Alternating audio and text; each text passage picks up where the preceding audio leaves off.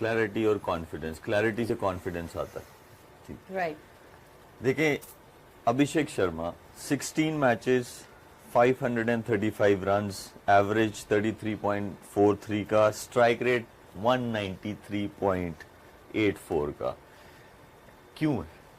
ऐसा नहीं है कि हमारे प्लेयर्स नहीं खेल सकते, हमारे भी खेल सकते हैं। जो हम टैलेंट की बात करते हैं, टैलेंट जरूर है। अब टैलेंट को कॉन्फिडेंस कैसे दोगे? कॉन्फिडेंस दोगे उसे क्लैरिटी देके, लेकिन अगर उसे यही नहीं पता कि उसने 2 मैचेस के बाद तीसरे में होना है कि नहीं होना, तो उसका बेस्ट आपने निकालना है ना।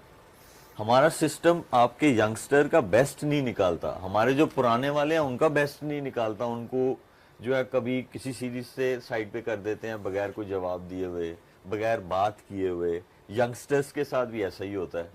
तो जो आप में स्किल है, जो नेचुरल स्किल है, वो तो आपकी बेस्ट बाहर निकल ही नहीं सकती, क्योंकि आप एक चीज से बैटल नहीं कर रहे जो आपने ऑपोजिट टीम के अगेंस्ट जाके खेलना है, उससे बैटल नहीं कर रहे आप। तो अपने वही मेंटल आपकी स्टेट ही ऐसी है कि आप ये कह रहे हो मुझे बाहर ना बिठा दें, मुझे कुछ बोला नहीं इन्होंने।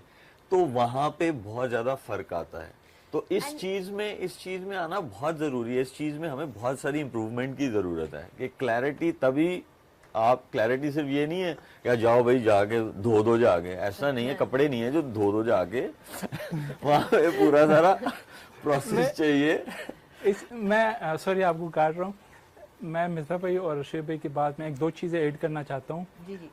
ये बात कर रहे हैं ना टेक्निक की और टैक्टिकली। ये टैक्टिकली आप उसकी कोचिंग करते हैं जब आप एस्टेब्लिश प्लेयर हो जाते हो। पहले इनिशियली आपको टेक्निक पे काम करना पड़ता है। हमारे यहाँ पे क्या है, अनफॉर्चुनेटली जब हमारा कोई प्लेयर स्टैब्लिश हो जाता है, वो पीछे उनकी हज़ारों लाखों दफ़ा रिपीटिशन हो जाती है, उसके एक्शन पे काम करते हैं या उसके बैटिंग पे काम करते हैं, या जब वो पाकिस्तान टीम में आता है तो उसके एक्शन पे या उसके टेक्निक पे काम करते हैं। हमारी जो सबसे बड़ी गलती है हमारे डोमेस्टिक सर्किट पे है। यहाँ पे अनफॉर्चुनेटली मैं ब्लेम नहीं करना चाहता कोचिस को, लेकिन उनका एक ही मकसद होता है कि वो क्रेडिट ले कि हमने ये ट्रॉफी जीती है, ये फलाने की कोचिंग में हमने जीती है। कोई इस तरह नहीं, किसी को मैंने पिछले 8-10 सालों में नहीं देखा। हम स्ट्रगल कर रहे हैं ना, अब्दुल रज़ाक और अजहर महमूद के बाद हमें ऑलराउंडर नहीं मिल रहा है। टैलेंट है हमें, लेकिन वो काम है जो डोमेस्टिक में जो कोचिंग करते हैं उन कोच का है कि वो अगर आपका फर्स्ट क्लास के मैच सीजन है, 10-12 मैचेस है आपके, आप देखे ना उसको ढूंढ लेना कि जिस लड़के में पोटेंशियल है आप उसको अपॉर्चुनिटी दे। मैं आपको गिन के बता सकता हूँ कि किन में पोटेंशियल है, लेकिन I don't want to name anyone. हम यहाँ पे सिर्फ क्रेडिट के लिए बैठे हुए थे, वो फलाने एक कोच की जो ना कोचिंग में हमने ट्रॉफी जीते, लेकिन हम प्लेयर बनाते नहीं है। चलो एक प्लेयर तो बन गया ना। आज जो सारी है प्लेयर बनते हैं गुली, जो आप बात कर रहे हो ना, वो ये होता है कि जैसे हमारे कोचेज हैं या हमारे जिनकी भी एसोसिएशन है पाकिस्तान क्रिकेट बोर्ड के साथ, आप ये देखो कि उनमें इम्प्रूवमेंट आई है कितने सालों से है वो। मैं सिर्फ उनका कसूर नहीं कह रहा, ये पूरी चीजों का कसूर है। हम लोग वो जो टाइम आइडेंटिफाई करना है ना डोमेस्टिक क्रिकेट में जाके, वो पता है कहाँ हो रहा होता है कि मैं गुड बुक्स में रहूं, जो डिसीजन मेकर है ना मैं उनके आगे पीछे घूमूं।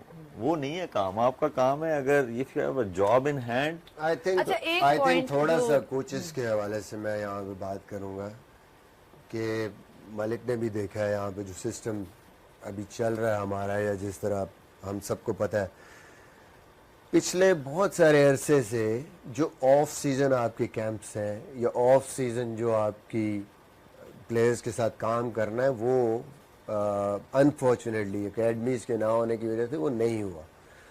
आप सीज़न के दौरान आपके पास प्लेयर आता है कंपटीशन खेलने के लिए, तो कोचेस को तो सिर्फ उनसे परफॉर्मेंस लेनी है उस टाइम पे आप टेक्निकली तो कोई बात करेंगे तो वो जिस जगह है वो भी नहीं उससे होना।